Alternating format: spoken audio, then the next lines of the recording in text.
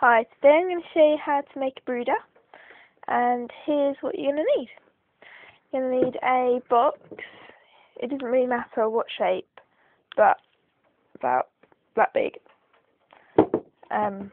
Yeah, I use quite a shallow one, but you can get deeper as the chick grows older or whatever. It doesn't really matter.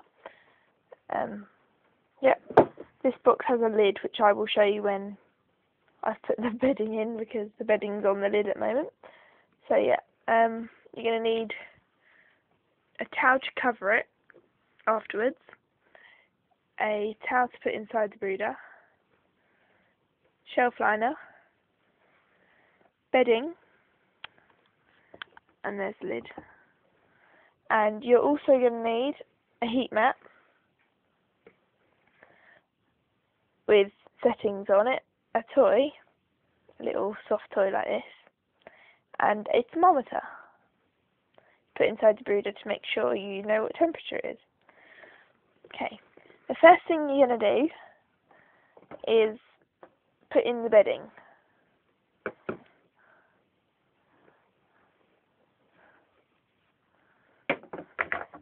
People use lots of different stuff. I'm just using plain white toilet paper, toilet tissue, whatever. And yeah, but some people use Carefresh bedding. To be honest, this is cheaper, but either's really good, doesn't really matter. After that, you put the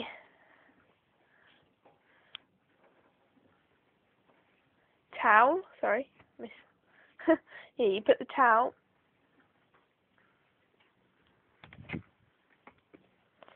in the brooder, like that.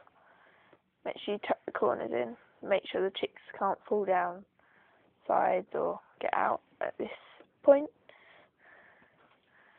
like that. Then, in goes the shelf liner.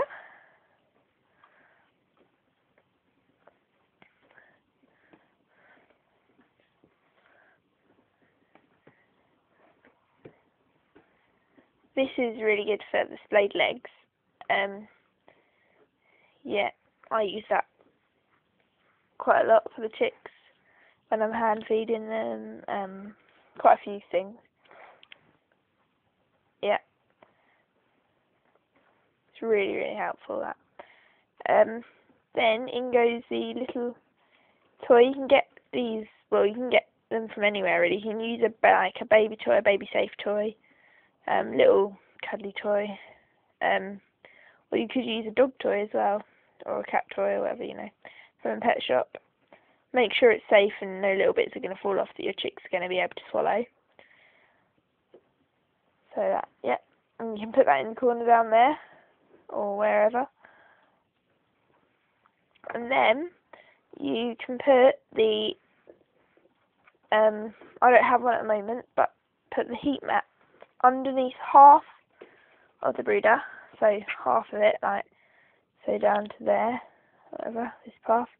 And then that means that the chick would be able to move off if he got too hot.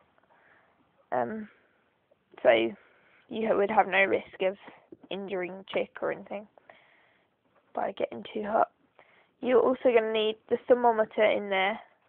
Make sure it's on the heated half thing, the brooder, just to make sure that everything's the right temperature in there and your chicks aren't going to get burnt or too hot and fry, which would not be very successful.